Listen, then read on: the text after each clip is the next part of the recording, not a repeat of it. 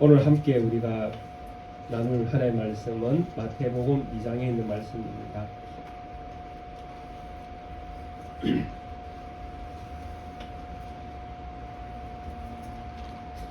마태복음 2장 1절부터 18절에 있는 말씀까지 한 목소리로 합독하겠습니다. 헤롯 왕 때에 예수께서 유대 베들레헴에 나시매 동방으로부터 박사들이 예루살렘에 이르러 말하되 유대인의 왕으로 나신 이가 어디 계시냐. 헤롯 왕과 온 예루살렘에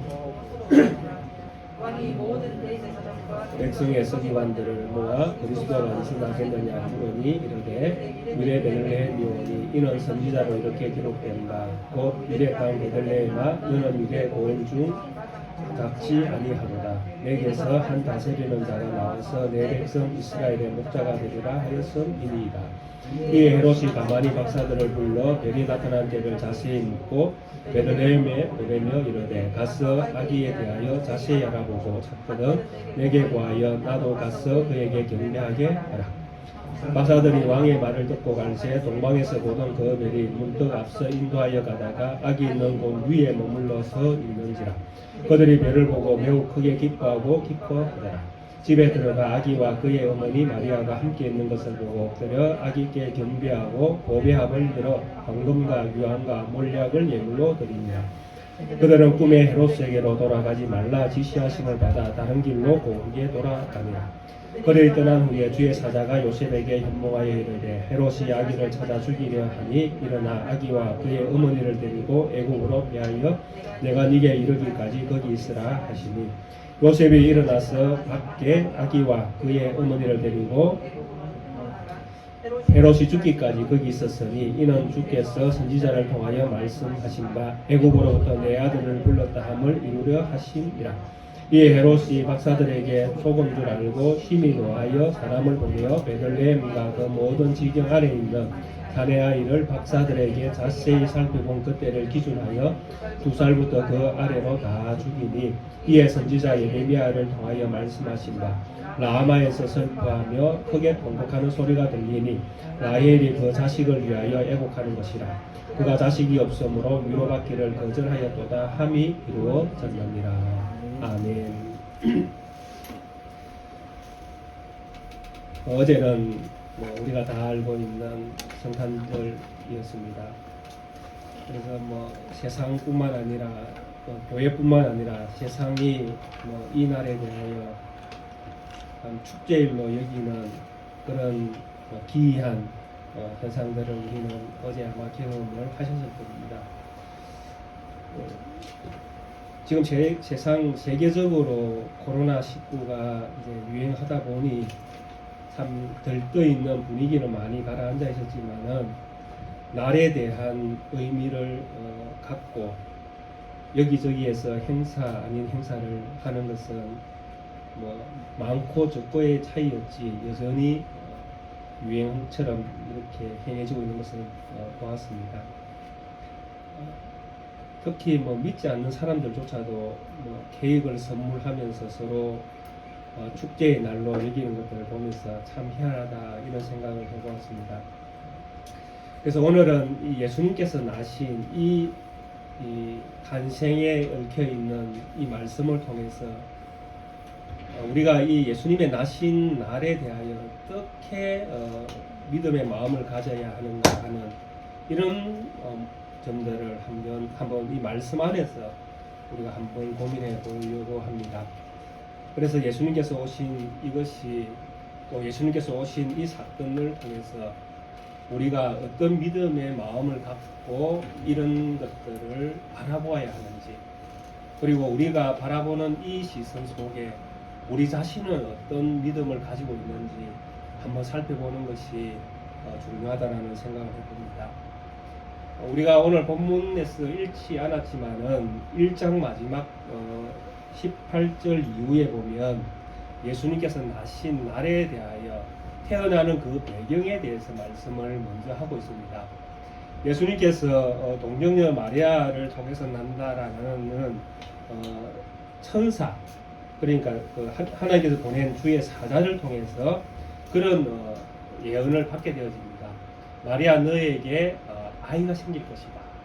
그리고 이 아이는 성령으로 잉태되어지는 그런 아이인데 이 아이가 태어날 때 나면 이 아이의 이름을 예수라고 불러라. 그리고 이 예수라는 이름의 뜻이 무엇이냐니까 그가 자기 백성을 그들의 죄에서 구원할 자이다.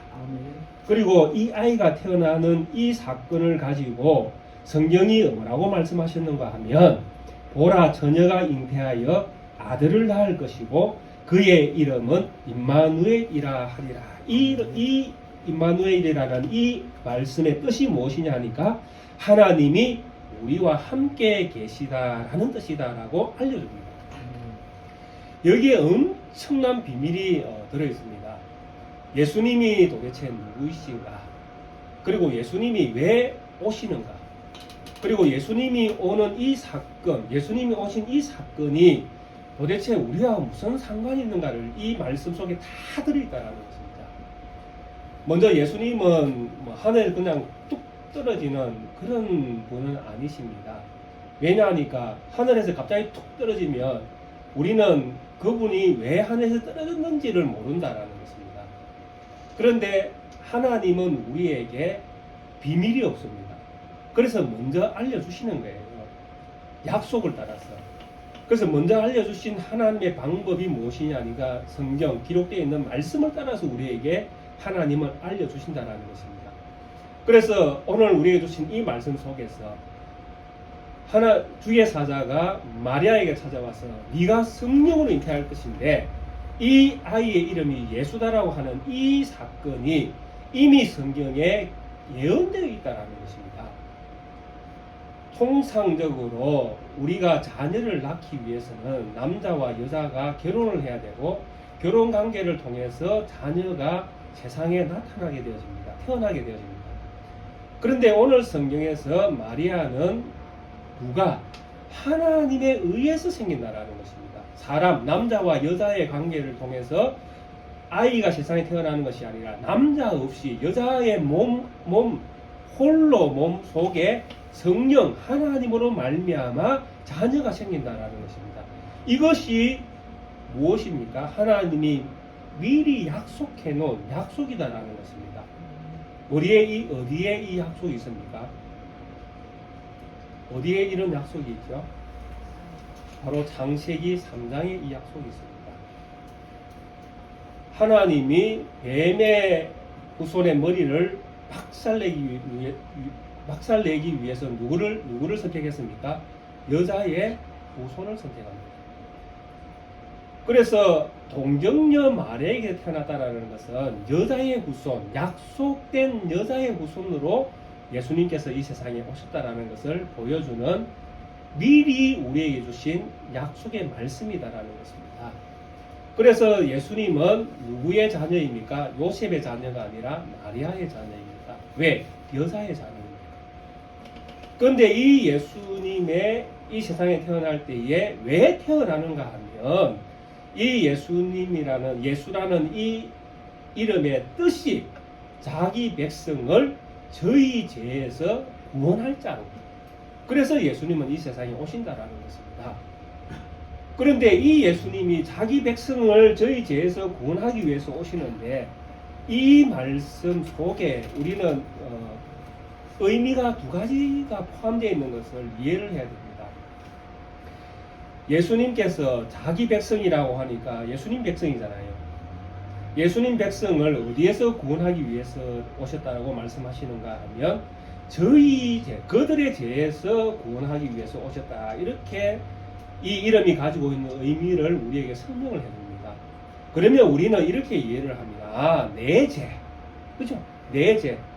내가 가지고 있는 죄에서 하나님이 나를 구원하기 위하여 오셨다. 이렇게 우리는 1차적으로 이해를 할 수 있습니다. 이것도 가능한 이해입니다. 또 한 가지는 이 마태복음이 가지고 있는 배경입니다. 마태복음은 끊임없이 누구를 고발하는가 하면 이스라엘 백성들을 고발합니다. 바리새인, 서기관, 대제사장, 오늘 성경에 등장하는 헤롯 대왕, 다 유대인의 왕이고 유대인의 정치, 종교, 또 이 모든 것들을 이끌어가는 지도자들입니다. 그리고 여기에 누구까지? 그 땅에 살고 있는 백성들까지, 예루살렘 성이 전부 다 누구에게? 마태에게 고발을 당하고 있습니다. 왜? 그들이 누구를 버리기 때문에? 예수 그리스도를 버리기 때문에. 그래서 이런 측면을 가만히 생각해 보면 예수님께서 자기 백성을 그들의 제사라고 할 때에 그들은 이런 예수님을 배역하는 배경하에 있는 사람들을 가리키는 언어가 될 수도 있다는 것입니다. 왜 이런 어떤 이야기를 할 수 있는가 하면 2장에 이제 우리가 앞으로 살펴보겠지만은 예수님께서 어디에서 나오십니까? 예수님께서 자기 백성을 구원하기 위해서 어디에서 나오십니까? 애굽으로 갔다가 애굽에서 나오십니다. 그것을 오늘 성경에서는 자기 백성을 저희 죄에서 구원할 자다 이렇게 성경이 표현을 하고 있거든요. 그래서 애굽에서 나온다고 할 때 예수님의 백성을 핍박하는 그들의 죄악성에 있는 사람들은 누구입니까? 애굽 사람들이거든요. 그래서 오늘 본문이 가지고 있는 이 언어, 예수님이라는 이 이름이 가지고 있는 의미, 자기 백성을 저희 죄에서라고 할 때 이 저희가 나의 죄가 될 수도 있지만은 우리를 핍박하는 자들을 대상으로 삼을 수도 있다라는 것입니다. 그래서 마태가 어떤 생각을 가지고 이 말씀을 기록했는지 모르지만은 저는 후자를 지지하는 쪽입니다. 우리는 구원받은 자이기 때문에 내 죄가 아니라 저들의 죄에서 우리를 구원하기 위해서 예수님은 오셨다라는 것입니다. 그래서 저들의 죄는 우리와 분명히 구별되는 사람들입니다. 우리는 예수 그리스도의 자녀로 선택된 자들이고 저들은 예수 그리스도의 선택 바깥에 있는 자들이고 그래서 그들의 죄들 가운데에서 우리는 불러냄을 받는 것이죠. 이것을 위해서 누가 오셨다고요? 예수님께서 오셨다는 것입니다. 그런데 이 예수님께서 오신 이 사건을 가지고 성경이 무엇이라고 말하는가 하면 하나님이 우리와 함께 계시다 이렇게 성경이 말합니다. 임마누엘. 여기에서 우리는 이제 제가 어떤 질문을 던질 수가 있습니다. 사랑하는 우리 모든 성도님들은 예수 그리스도 안에서 저희입니까? 자기 백성입니까? 우리 성도님들은 어디입니까? 자기 백성입니까? 저들입니까? 자기 백성입니까? 대답을 못하시네요. 자기 백성입니까? 예, 그러면 하나님이 뭐라고 말씀하십니까? 너희와 함께 계시다. 아멘. 믿으십니까? 예, 하나님 우리와 함께 계십니다. 이것을 우리가 늘 인정해야 된다는 것입니다.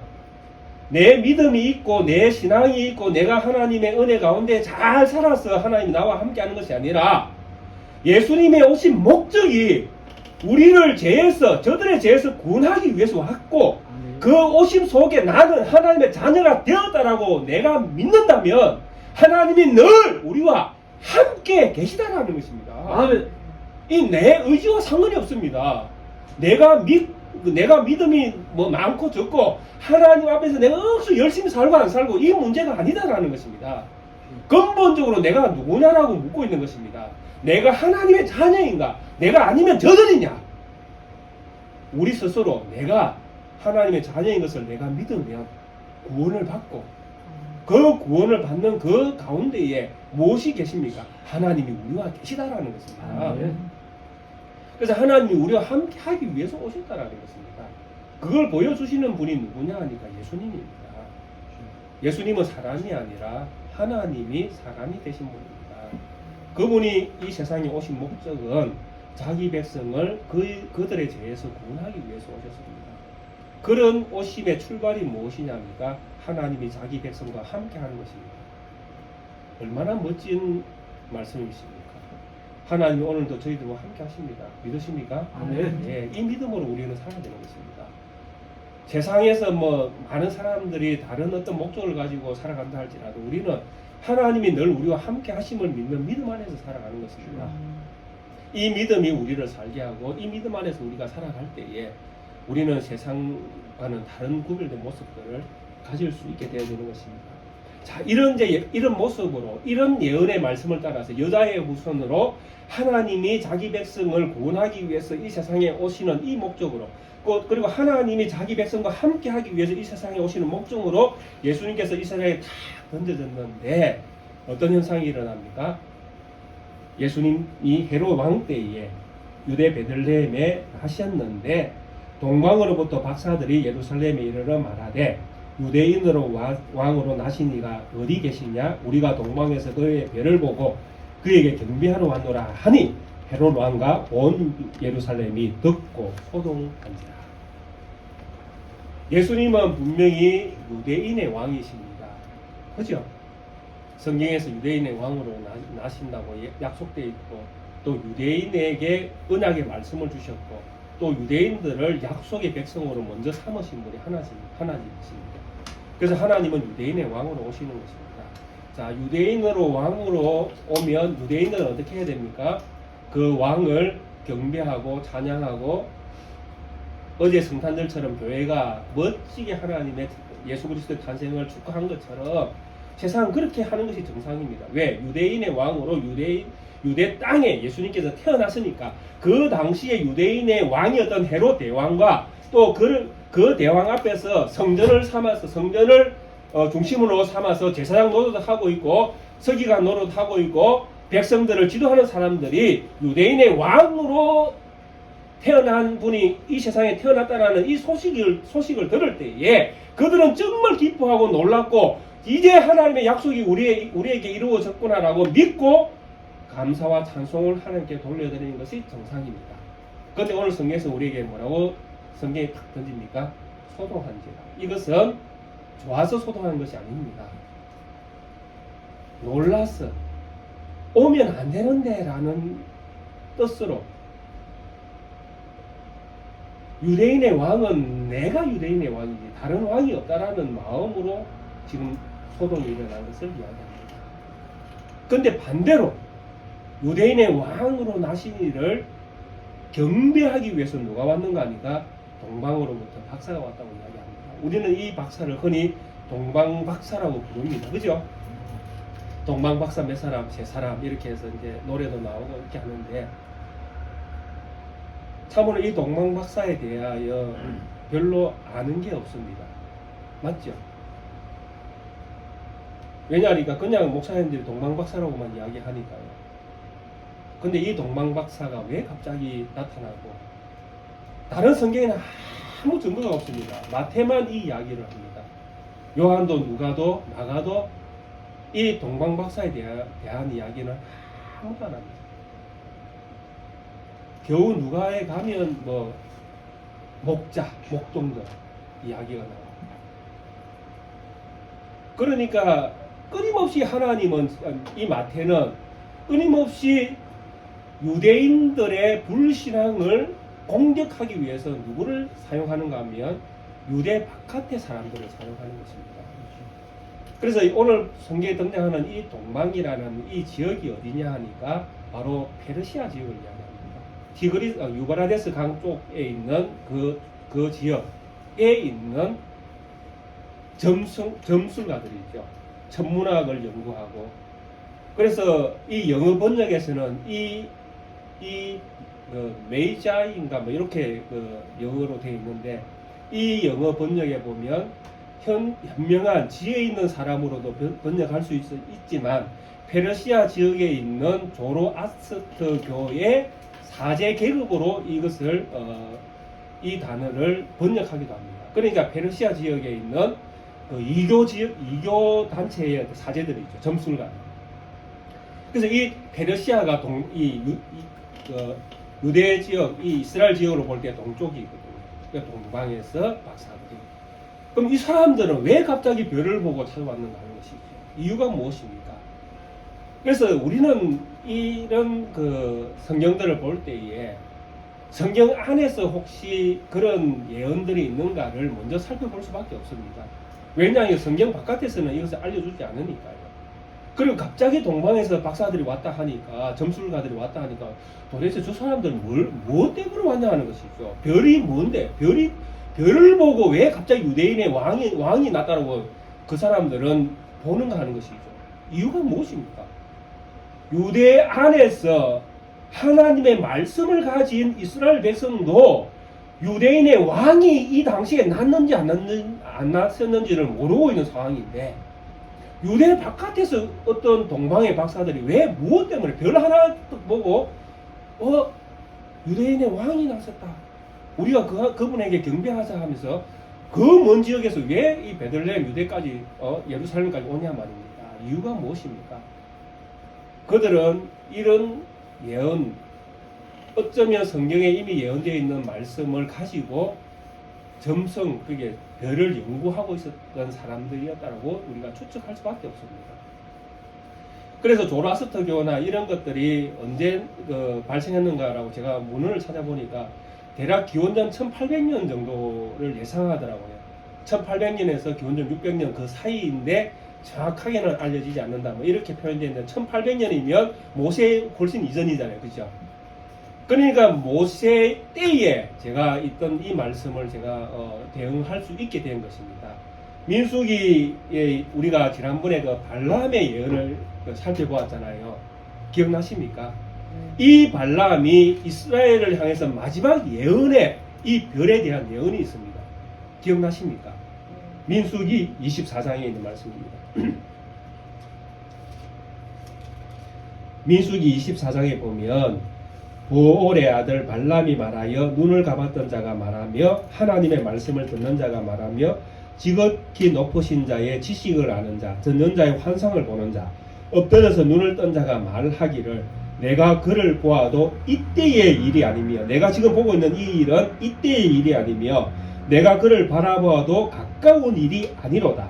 한 별이 야곱에게서 나오며 한 규가 이스라엘에게선 일어나서 모압을 이쪽에서 저쪽까지 쳐서 무찌르고 또 셋의 자식들을 다 멸하리로다 라고 발람이 예언을 합니다. 발람의 예언이 이때의 일이 아니고 가까운 때의 일은 아닌데, 한 별이 일어나고 한 규가 야곱에서 나와서 모압 또 이쪽 저쪽을 다 무찌르는 엄청난 역사가 일어난다. 그러니까 이 페르시아에서 온 이 점술가들이 이 예언의 말씀을 이해하고 있었다고 인정할 수밖에 없는 것입니다. 왜냐하니까 이 페르시아 동방 박사들이 누구의 후손입니까? 바로 이 발람의 후손이거든요. 보돌 지역. 그러니까 이들은 자기의 그 선지자, 그들 세계에서는 그 사람이 선지자였잖아요. 그 선지자의 말을 기억하면서 그때를 기다렸던 사람들로 하나님이 남겨놓았다라고 이해할 수밖에 없는 것입니다. 그리고 별을 보고는 유대인의 왕이 났구나. 유대인의 왕이 났으니까 이 왕이 나오면 어떤 일이 일어납니까? 모압부터 해서 온 지역을 다 토벌해 버리잖아요. 그러니까 이 사람들은 유대인의 왕이 났다고 유대인의 왕에게 알려주면 유대인의 왕이 억수로 좋아할 줄 아는 거예요. 왜? 지금 이스라엘은 어떤 상황입니까? 로마의 지배를 받고 있는데 야곱으로부터 한 별이 나오고 야곱으로부터 규가 나와서 온 세계를 지배하는 역사가 일어나니까 이스라엘이 이제는 해방이 되겠구나. 이제 로마도 치고 이 이스라엘이 지금 세계의 중심이 되겠구나 라고 이 사람들이 이해한 거예요. 그러니까 이 사람들이 베들레헴에 와가지고 예루살렘에 와서 유대인의 왕으로 오신 분이 어딨냐라고 자신있게 그들이 본 별을 보면서 이야기할 수 있었던 것입니다. 만약에 이런 이해가 없다면 헤롯 대왕에 와가지고 유대인의 왕으로 나신 게 어디 있습니까? 라고 하면 헤롯 대왕이 좋아하겠습니다. 그죠? 제 같으면 목 쳐버리겠습니다. 내가 왕인데 나 왜 나는 왕이 태어났다고 하니까 헤롯 대왕이 좋아할 리가 무엇이 있습니까? 자기의 권력을 잃는 상황이 되어서는. 그러니까 이 엄청난 사건 속에서 우리는 지금 무엇을, 그리고 이 헤롯 대왕에게 이런 이야기가 알려질 때에 헤롯 대왕이 누구를 부릅니까? 말씀에 정통한 사람들을 부릅니다. 대제사장과 서기관들을 모아가지고 그리스도가 어디서 나겠느냐고 물으니까 이 사람들은 또 뭐라고 이야기합니까? 유대 베들레헴이 오니, 이 미가 5장 2절에 있는 말씀을 옮겨놓은 것입니다. 온 유대 땅 베들레헴아, 너는 유대 고을 중에서 가장 작지 아니하도다. 네게서 한 다스리는 자가 나와서 내 백성 이스라엘의 목자가 되리라 라는 미가 5장 2절을 친절하게 헤롯 대왕에게 가르쳐 줍니다. 베들레헴에서 납니다. 이들이 왜 가르쳐 줍니까? 헤롯 대왕의 마음을 읽는 거죠. 아, 헤롯 대왕이 그 왕을 찾아서 죽이려고 하는구나. 우리도 거기에 한몫을 해야지. 같이 동조를 하는 것입니다. 베들레헴에서 난다. 친절하게 성경 말씀, 자기가 알고 있는 모든 지식을 다 동원해서 그 지역을 찾아낸 것입니다. 그리고 그것을 친절하게 헤롯 대왕에게 알려주는 것입니다. 누가 지금 그런 일들을 하고 있습니까? 바로 이스라엘 안에서 이스라엘 왕 노릇하고 있는 사람, 이스라엘 안에서 대제사장 노릇하고 있는 사람, 이스라엘 안에서 서기관 노릇하고 있는 사람, 그리고 그 가운데에 함께 살고 있는 예루살렘 모든 성이 이 소식을 듣고 함께 동조하고 함께 반응을 일으키는데, 그것이 무엇이냐니까 왕을 기다리지 않는 모습이었다. 헤롯 대왕이 누구신지 아십니까? 장장 46년간에 걸쳐서 성전이 지어지지 않습니까? 그 성전을 지은 사람이 헤롯 대왕입니다. 하나님의 집을 지은 사람입니다. 그가 왜 집을 지었습니까? 그러니까 목적이 이제 뒤에 다 나타나는 것입니다. 그가 집을 지은 목적이 무엇입니까? 자기 왕권을 굳게 확립하기 위함이죠. 이 이스라엘 백성들을 잘 통치하기 위해서 그들이 원하는 것들을 들어주는 것입니다. 그리고 이 안에서 사는 대제사장들과 서기관들은 어떤 사람들입니까? 종교 지도자들 아닙니까? 예수님께서 사복음서에 세 군데인가 다 기록되어 있습니다.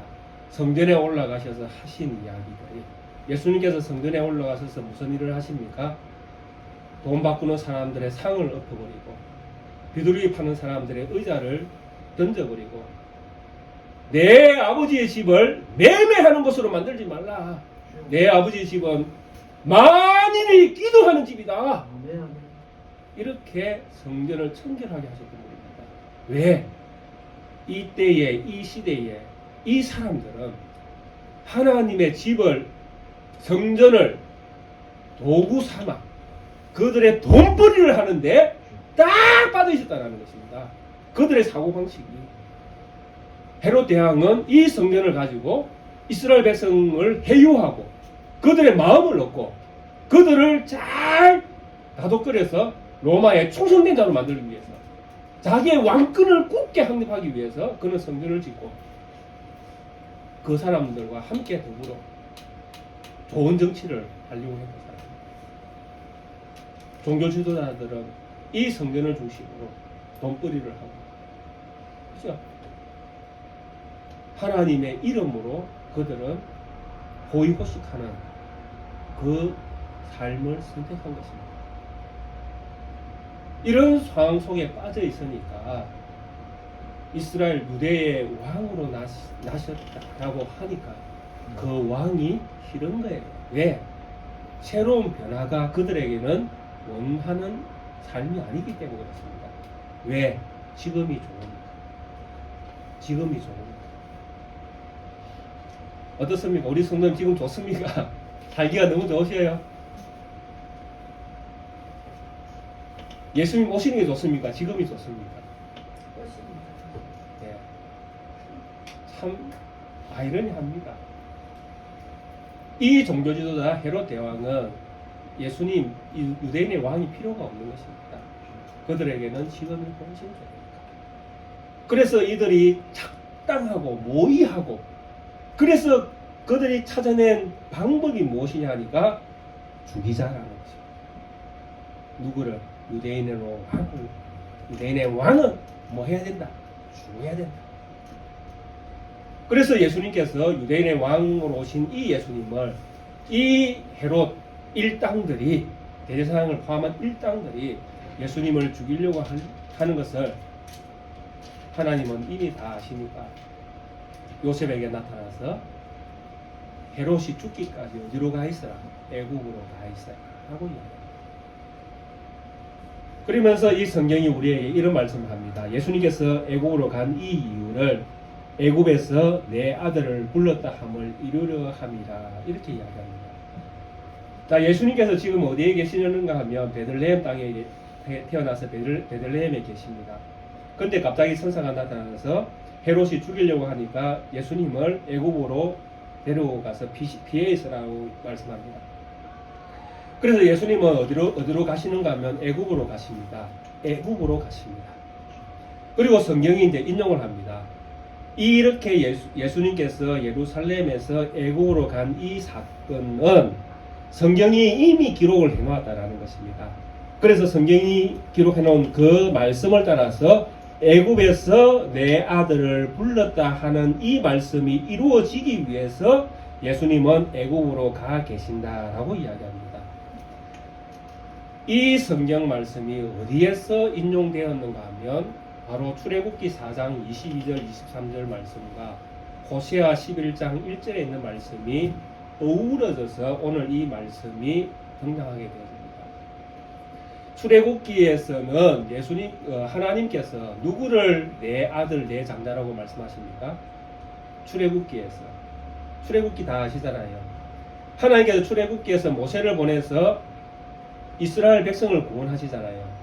그때 이 말씀을 하신 겁니다. 출애굽기에서 이스라엘 백성을 하나님은 누구라고 부르고 계십니까? 내 아들이라고 부르고 계십니다. 내 아들 내 장자. 그리고 내 아들 내 장자를 애굽에서 불러낸다고 할 때에 이때에 내 아들과 내 장자는 이스라엘 백성입니다. 자, 근데 오늘 우리에게 주신 이 성경 말씀에 예수님께서 애굽으로 내려갔습니다. 그리고 예수님께서 애굽에서 이제 나오실 것입니다. 근데 성경은 무엇을 인용했습니까? 내 아들을 애굽에서 불렀다 함을 이루게 하기 위해서 예수님께서 애굽으로 가셨다라고 이야기합니다. 자, 애굽에 간 예수님은 누구입니까? 애굽에 간 예수님은 누구입니까? 하나님의 아들입니다. 그런데 이 하나님의 아들을 애굽에 갔는데 성경은 이 하나님의 아들을 가장 먼저 누구를 이야기했습니까? 이스라엘 백성을 이야기했습니다. 이게 무슨 말씀이냐 하면 예수님은 하나님의 아들도 되지만은 하나님 나라의 백성도 된다는 이야기입니다. 그래서 사람으로 오신 이 예수님은 하나님 나라의 왕권도 가지고 계시고 하나님 나라의 백성도 된다는 이야기입니다. 그래서 예수님이 하나님의 아들뿐만 아니라 하나님 나라의 백성으로서의 장자이기 때문에 우리가 예수님에게 덧붙여질 때에 하나님의 백성이 되는 것입니다. 우리가 하나님의 나라의 왕에게 덧붙여지는 것이 아니라 하나님 나라의 백성으로 오신 예수님, 이 예수님에게 우리가 붙어서 우리가 예수님의 하나님 나라의 백성이 되는 것입니다. 참 이상한 이야기를 성경이 우리에게 하고 있는 것입니다. 우리는 예수님을 늘 하나님 나라의 왕으로만 생각했는데 성경에서는 오늘 우리 성경에서는 예수님을 애굽에 보낸 이 사건을 통해서 내 아들을 애굽에서 불렀다. 그런데 이 아들은 사실 출애굽기에서는 이스라엘 백성을 가리키는 표현이거든요. 그런데 예수님 보고 하나님의 아들, 이스라엘과 똑같은 위치에다가 놓아버리는 것입니다. 그래서 예수님은 이런 그 세상, 헤롯과 또 대제사장과 서기관들의 이런 그 죽이려고 하는 이 업무 속에 예수님은 할 수 없이 애굽으로 가셨는데 실제로 이 애굽에 가서 이제 그 예수님께서 피해간 동안에 실제로 이 예루살렘 이 성 주위에서는 어떤 일이 일어나는가 하면 예수님께서 도망간 것을 알고는 예수님 나이대에 있는 모든 아이들을 다 죽이라는 헤롯 대왕의 명령이 떨어집니다. 그래서 이스라엘 백성들 안에서 이 예루살렘 주위에서는 어떤 일이 일어납니까? 피바람이 일어나는 것입니다. 엄청난 살인이 이제 일어나는 것입니다. 죄를 지어서 죽는 일이 일어나는 것이 아니라 잘못 태어나서 이제 죽는 일이 일어나는 거예요. 잘못 태어났다는 말이 좀 이상하지만은 그때에 태어난 것 때문에 예수님 당시에 비슷하게 태어난 것 때문에 죽는 이제 일이 일어나는 것입니다. 2살 이하의 모든 아이들을 다 죽이라고 해서 그 당대에 이제 피바람이 이제 일어나는 것입니다. 이때에 성경이 또 성경을 한 군데를 인용합니다. 17절 18절에 보면 라마에서 슬퍼하며 크게 통곡하는 소리가 들리니 라헬이 그 자식을 위하여 애곡하는 것이라. 그가 자식이 없으므로 위로받기를 거절하였도다 하는 이 말씀이 이루어졌다. 이렇게 이야기합니다. 이 말씀이 예레미야에 있는 말씀인데 이 말씀의 뜻이 무엇이냐니까 이스라엘 백성이 바벨론 느부갓네살의 침입을 받아서 망하게 되어집니다. 그리고 나서 수많은 이스라엘 백성들이 이제 포로로 잡혀가는데 이 포로로 잡혀가는 직결지가 라마라는 지역입니다. 오늘 성경에 등장하는 이 라마. 이 라마에 이스라엘 포로들이 이제 다 잡혀 이제 그 바벨론으로 가기 위해서 이제 모여 있는 것입니다. 여기에 누가 있습니까? 자녀들이 이제 끼어 있는 거예요. 다니엘, 그 친구들, 수많은 어린 자녀들이 다 여기에 모여서 어디로 갑니까? 바벨론으로 갑니다. 이것을 바라보는 엄마들, 여기에 성경에 이제 표현한 것을 라헬이라고 이야기합니다. 이 어머니로 대표된 이스라엘 엄마로 대표되는 이 라헬이 포로 잡혀가는 자기의 자녀들을 보면서 이제 눈물로 통곡을 하는 것입니다. 이 일이 이루어졌다 이렇게 이야기합니다. 예레미야에서 이야기하는 이스라엘을 괴롭힌 사람들은 누구입니까? 바벨론의 느부갓네살, 바벨론 왕입니다. 그런데 오늘 성경에서 이스라엘의 2살 이하의 아이를 죽이는 사람은 누구입니까? 헤롯 대왕이고 대제사장이고 거물이고 그 일당들입니다. 성경은 지금 무엇을 이야기합니까? 바벨론의 느부갓네살과 헤롯 대왕과 대제사장은 누구다? 같은 사람들이다라는 이야기입니다. 도대체 누가 이스라엘이냐? 누가 내 백성이냐?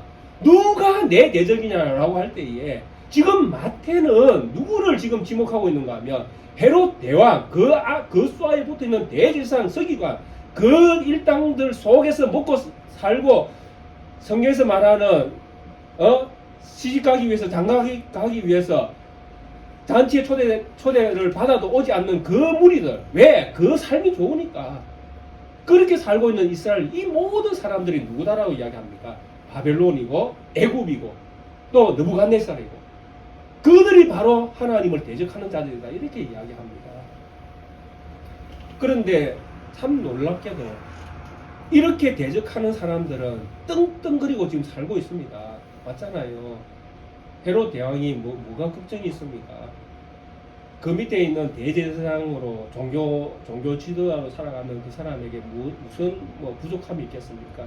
백성들이 또박또박 내는 성전세 거두하면서 그 안에서 매매해서 얻었던 수익의 일부를 착취하면서 그들은 얼마든지 부귀영화를 누리면서 살아가고 있지 않습니까? 그들에게 무슨 문제가 있습니까?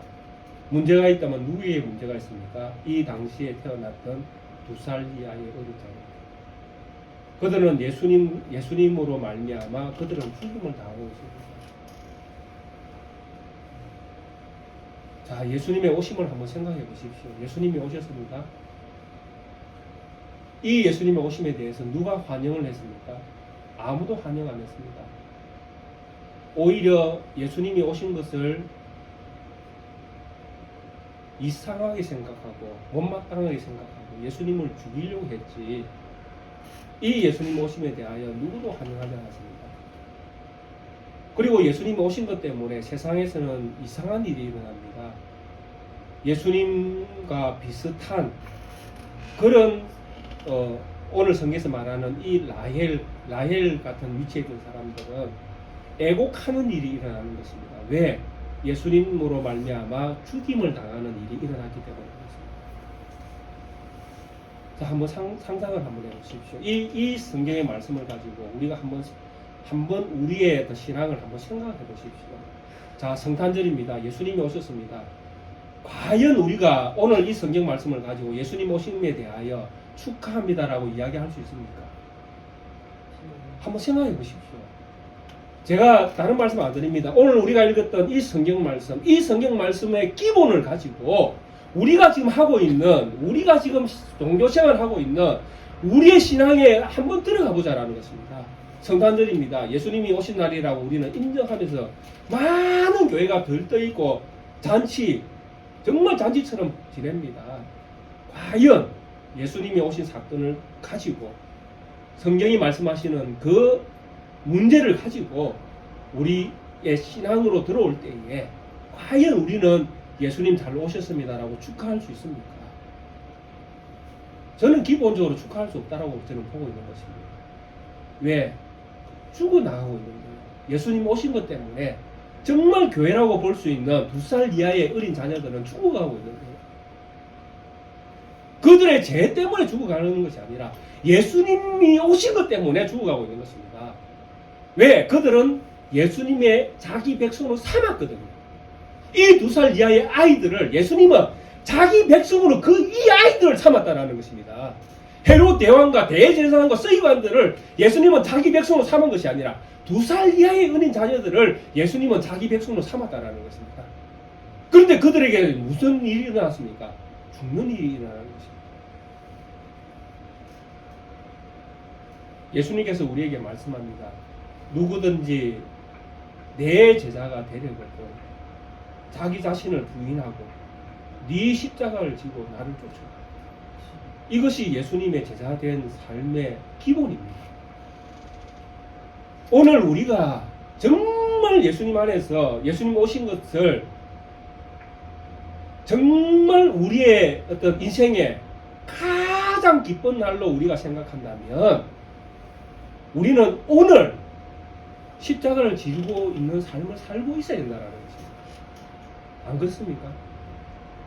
내가 예수님 오신 것을 축하하고 정말 경배하면서 그분 앞에 모든 그분 오신 것들을 찬양할 정도의 그런 어떤 신앙의 경지가 있다면 저는 반대로 십자가를 지는 모습이 있어야 된다고 저는 보고 있는 것입니다. 예수님께서 오신 진짜 이유를 우리가 깊이 인식한다면 우리는 십자가로 돌아가는 것이 맞다고 저는 보는 것입니다. 그래서 저는 성탄절날 어떤 날이 되어지면 물론 우리의 신앙을 돌아보는 것도 중요하지만 정말 우리가 십자가를 지고 살아가고 있는지를 겸손하게 점검해 보는 것이 저는 신앙에 더 유익이다라고 저는 그렇게 생각을 하는 것입니다.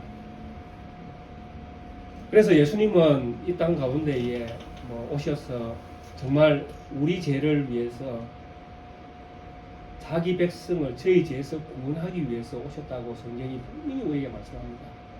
그런데 놀랍게도 우리의 죄를 위해서 또 저들의 죄 가운데에서 우리를 구원하기 위해서 예수님이 선택하시는 방식이 무엇이냐니까 애굽에서 나오는 방식입니다. 애굽에서 나오는 방식.